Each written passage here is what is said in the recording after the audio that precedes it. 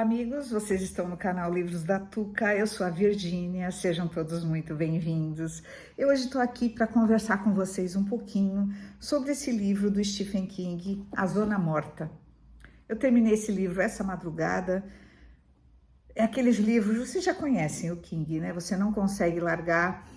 É um livro diferente, tá? Achei bem diferente. É um dos primeiros que ele escreveu e eu gostei muito. Aguardem aí.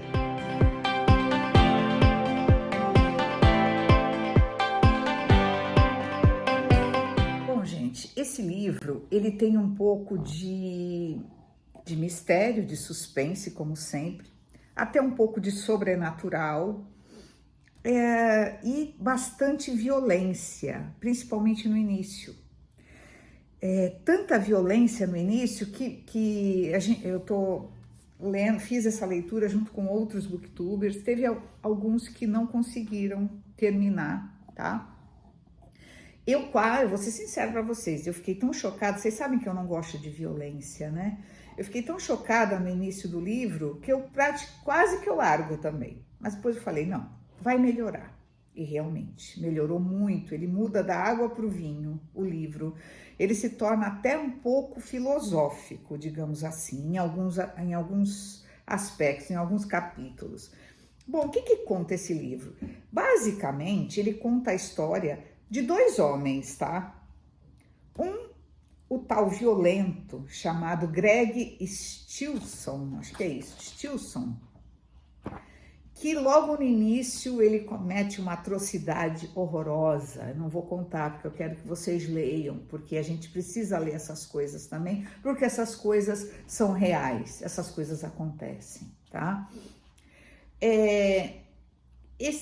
Começa assim, um capítulo fala do Greg, outro capítulo fala do Johnny, mais ou menos isso. Depois vão se unir as histórias. Esse é o tal do Greg.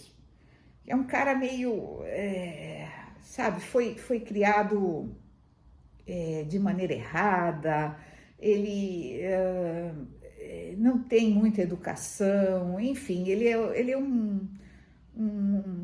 quase um pária da sociedade, e o que vai acontecer com ele ao longo do livro, tá? Prestem atenção. E a gente tem ao outro lado o John Smith, um rapaz normal, um rapaz bacana, que já é professor, dá aula numa escola, tem uma namorada que também é professora. Então aí é uma parte gostosa do livro que você vai lendo. Eles vão a uma dessas feiras lá nos Estados Unidos usava muito. Esse livro foi lançado no final dos anos 70. Então, e ele se passa nessa época. Eles se reúnem em feiras com, digamos, aqui também tinha muito isso, acho que ainda tem. Tem os brinquedos de parque de diversão, né? Tem encontro de jovens, essas coisas. E eles realmente vão. Na hora que eles estão para ir embora, passeiam e tal, eles têm que ir embora, que no dia seguinte eles têm que dar aula, os dois, é um domingo. O Johnny resolve tentar a sorte numa roleta, uma espécie de uma roleta. Sabe que nos Estados Unidos não tem esse problema, o jogo como é que fala?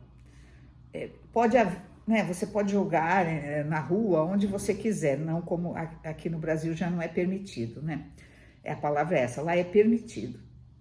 Então, ele vai e ele começa a ganhar. Final de noite, ele começa a recuperar o dinheiro dele. Ele joga uma, duas vezes, ele sempre acerta. E aquilo parece que dá um tilt na mente dele, sabe? Um tilt de uma forma que a namorada começa a passar mal de ver o jeito que ele tá.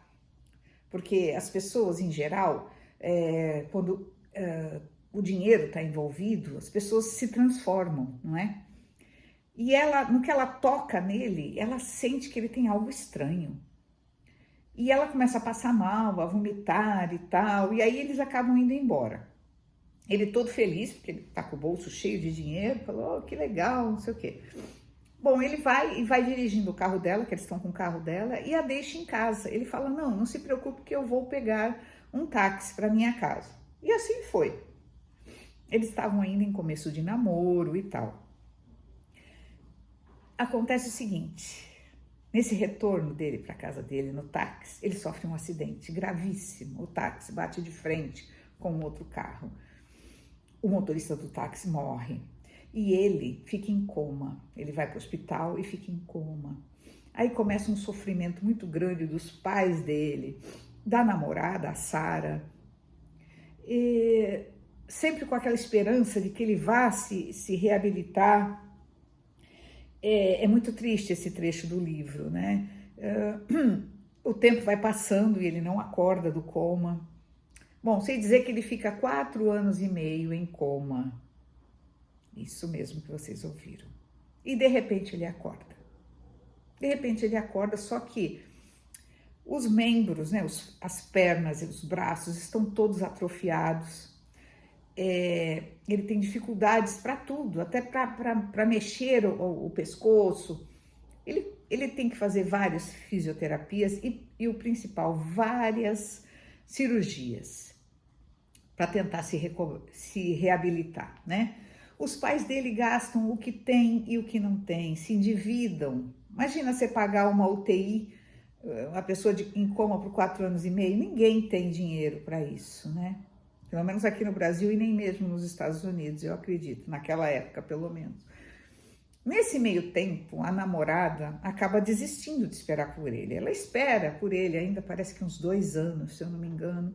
Ela era uma moça muito bonita, muito jovem, e ela acaba se apaixonando novamente e se casando. Então, a maior decepção que ele tem é quando ele acorda, ele fica sabendo que a Sara casou com outra pessoa, ele fica muito triste, mas aceita. Fazer o quê, né? Ele compreende a situação dela. Bom, ele vai indo, faz várias cirurgias e acaba saindo do hospital e vai para a casa dos pais. Só que ele não é mais o mesmo.